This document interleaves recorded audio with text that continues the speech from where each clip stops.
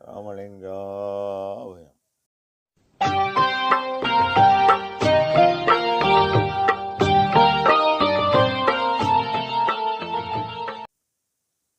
அருட்பெரும் ஜோதி அருட்பெரும் ஜோதி தனிப்பெரும் கருணை அருட்பெரும் ஜோதி எல்லா உயிர்களும் இன்புற்று வாழ்க, வள்ளல் மலரடி வாழ்க வாழ்க. திருச்சிற்றம்பலம்.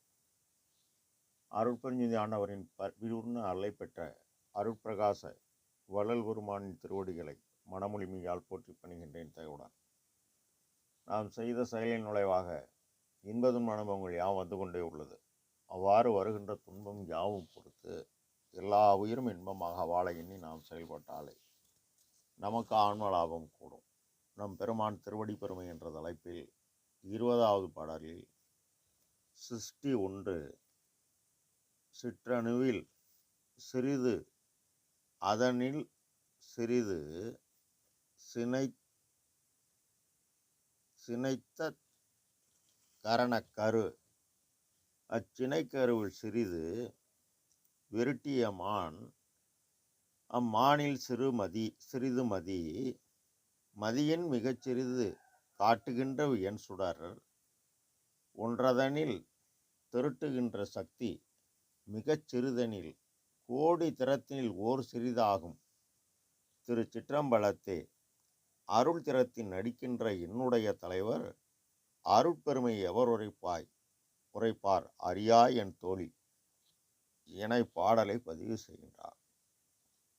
பாடலின் 19இல் படைத்த படைப்பு ஒன்றதிலே பரம், அதிற் காரணமாம் பகுதி அதில் பகுக்கின்ற பணிகள் பலவாம் என்றார். உரைநடப்பகுதி 353 சிருஷ்டி நியாயம் 8 என்கின்ற தலைப்பில் கடவுள் சமூகத்தில் ஆன்ம ஆகாசத்தில் அணுக்கள் சந்தானமயமாய், அதாவது பரம்பரையாய் நிரம்பி இருக்கின்றன என்கின்றார். சிருஷ்டி ஒன்றில் சிற்றணு சிறிது அதனிலும் சிறிது சினைத்த கரண கரு. தகரம் என்பது உடம்பு, சினை என்பது உருவாகும் இடம், தந்தையிடம். சினை உள் ஒளியாய் உள்ளது இறை. அச்சினைக்கருவில் சிறிது ஆன்ம ஒளி ஒளிக்குள் ஒளியாய் உள்ளது. இதனை அகவல் வரியில் பெரிதினும் பெரிதாய் சிறிதினும் சிறிதாய் அரிதினும் அரிதாம் அருட்பெருஞ்சோதி என்பார். விருட்டிய திகைக்க வைக்கக்கூடிய நிலையில் மான் என்பது மூலப்பகுதி எனும் தத்துவம். மூலப்பகுதி கரு, அந்த கருவினில் தத்துவம், அதாவது தத்து பிளஸ் அது,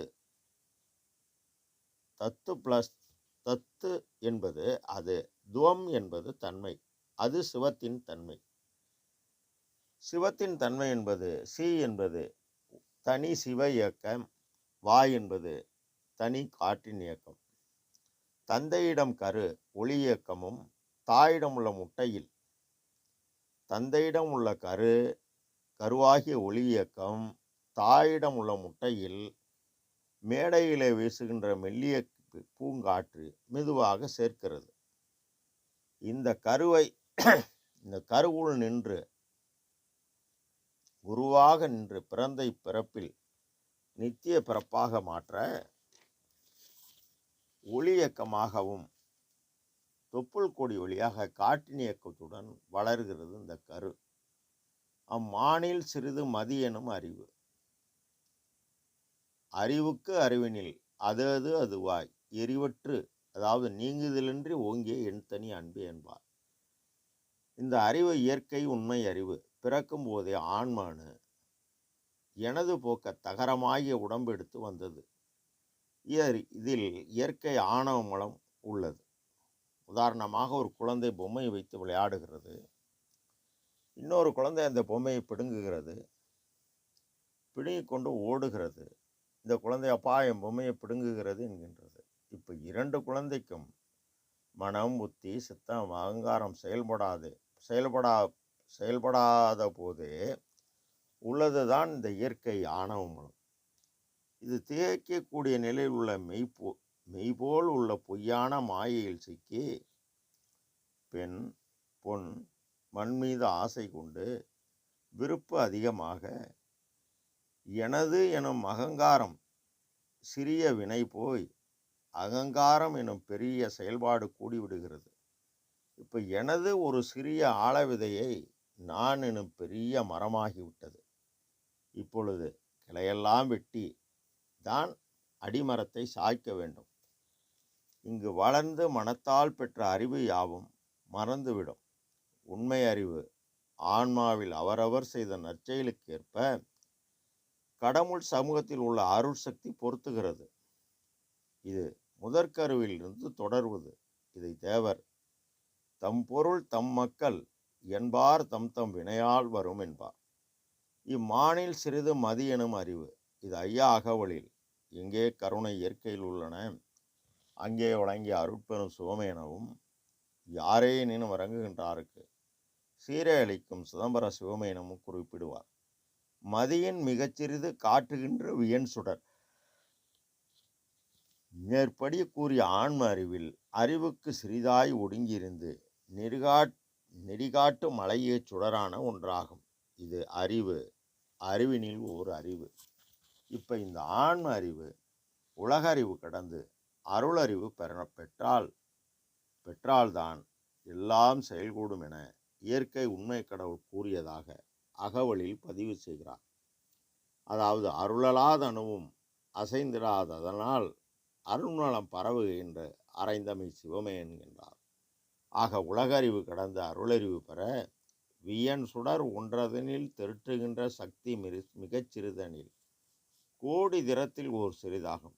கோடி திறத்தில், அதாவது இந்த அருட்பெருஞ்சோதி ஆண்டவருடைய சக்தி கர்ம சக்தி கலைபல கோடியாகவும், யோக சக்திகள் வகையுறு பல கோடியாகவும், ஞான சக்திகள் வகை நல்வெறிவு அனைத்தும், ஆடூறு சித்திகள் 64 கோடியும், கூட்டூறு சித்திகள் கோடிபல் கோடியும், அறிவுறு சக்திகள் அனந்த கோடியுமாகும் விரிந்து பறந்து உள்ளது.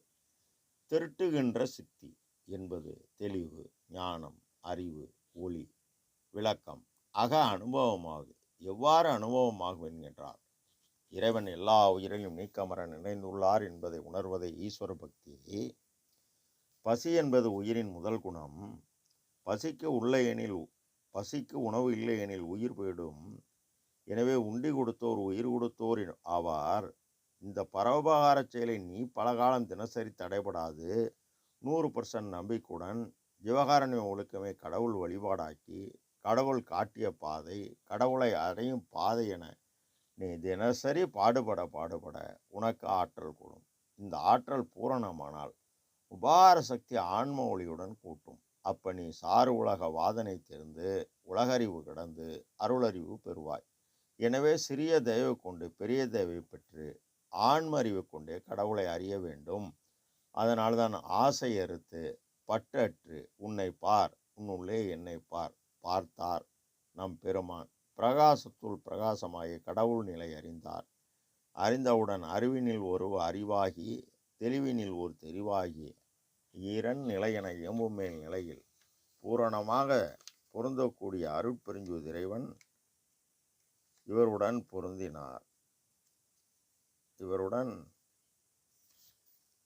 பொருந்தினார். திருச்சிற்றம்பலம் தன்னிலே அருள் திறத்தின் பரமாகாசம் அனாதி. அதற்கு காரணமான கடவுள் அனாதி. அருள் என்பது கடவுள் தயவு, தனி பெரும் கருணையாக உள்ளது. பேரறிவு, பெரும் ஜோதி. இதனை அகவலில் அருளே நம்மியல், அருளே நம்முரு, அருளே நம் வடிவாம் என்கின்றார். நடிக்கின்ற என் கணவர் ஆன்மா பெண், இறைவன் ஆண்.